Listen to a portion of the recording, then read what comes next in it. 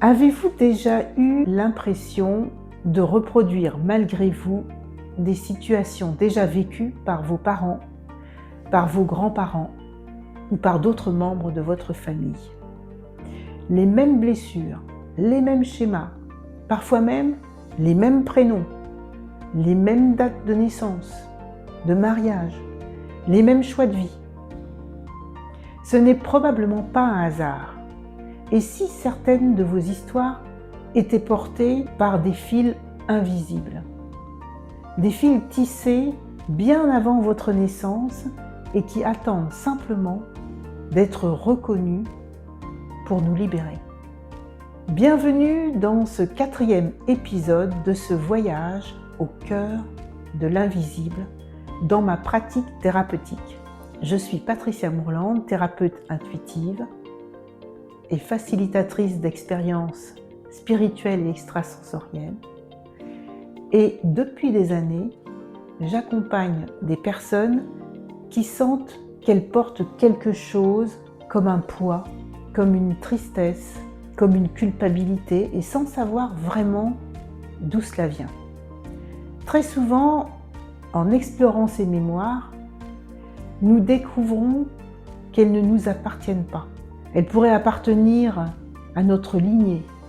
Mon rôle, c'est de leur permettre de remettre de la lumière sur ce qui agit dans l'ombre, pour que chacun retrouve sa juste place, sa liberté et surtout la paix.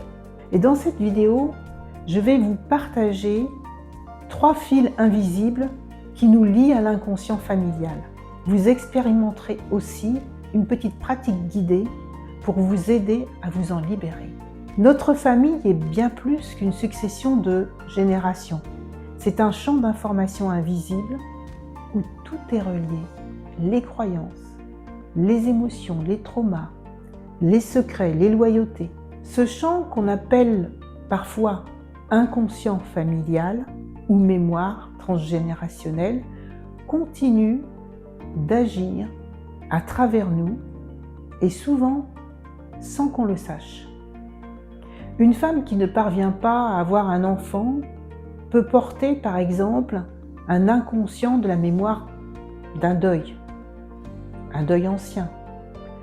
Un homme qui se sent coupable de réussir peut être fidèle à un ancêtre qui a tout perdu. Une personne qui n'ose pas s'exprimer peut perpétuer le silence d'un secret de famille. Toutes ces dynamiques invisibles ne sont pas des malédictions. Elles sont simplement des appels à la conscience.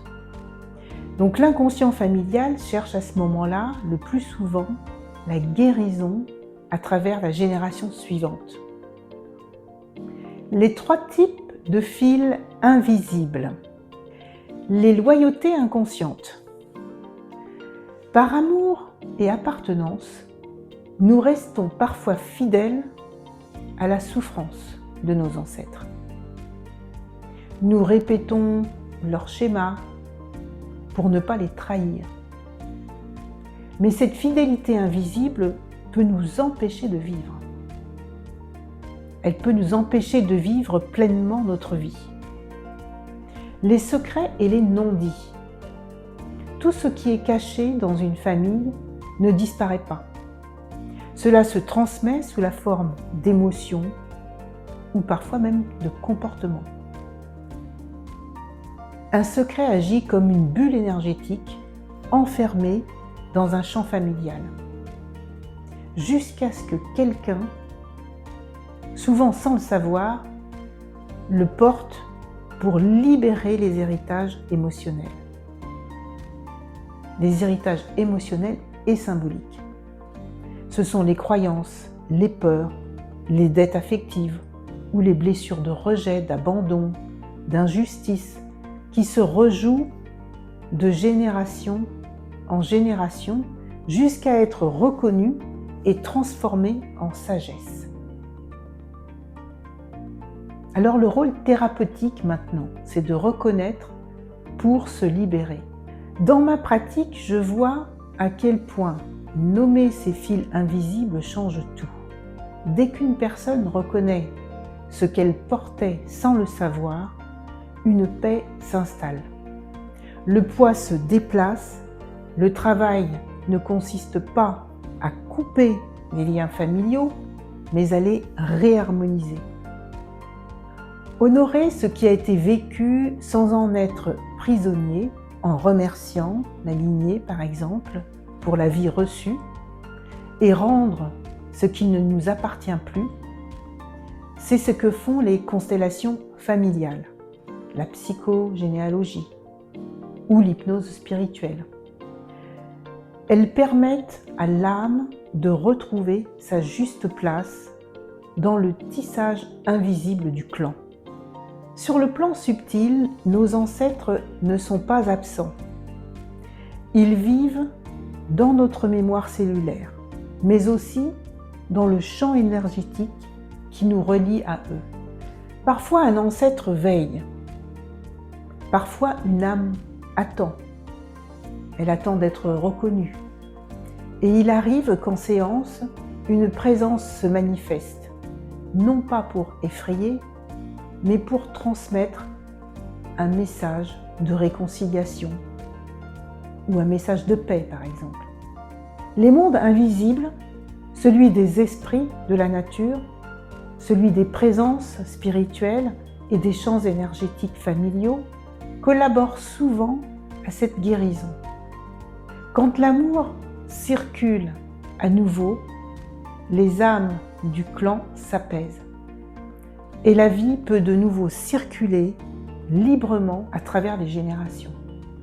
Voici maintenant une pratique guidée pour honorer et libérer le lien.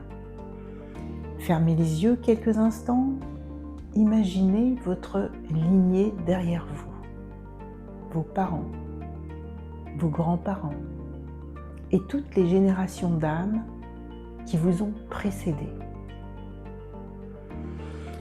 Respirez dans cette présence, sentez la force de la vie qui vous traverse, puis en silence, dites intérieurement « Je vous ressens, je vous perçois, je vous honore, merci pour la vie que vous m'avez transmise et je choisis maintenant de marcher libre, en paix et avec ce qui a été. »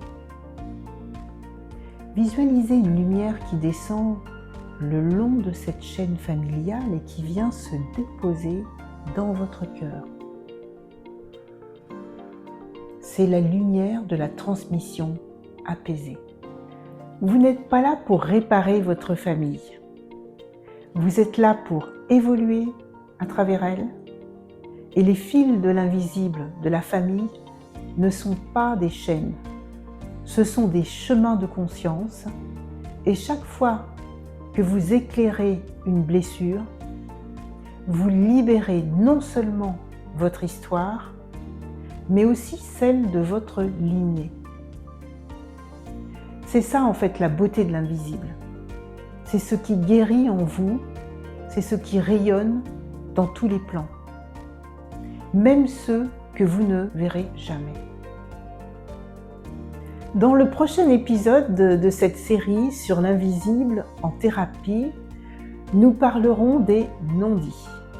Les non-dits dans la relation et dans la façon dont la communication invisible, tout ce qui sont les gestes, les silences et les intentions, comment ça façonne nos liens bien plus que les mots. Si ce thème résonne en vous, abonnez-vous dès maintenant, mettez un pouce, laissez un commentaire et souvenez-vous, guérir, ce n'est pas couper avec le passé, c'est lui redonner sa juste place.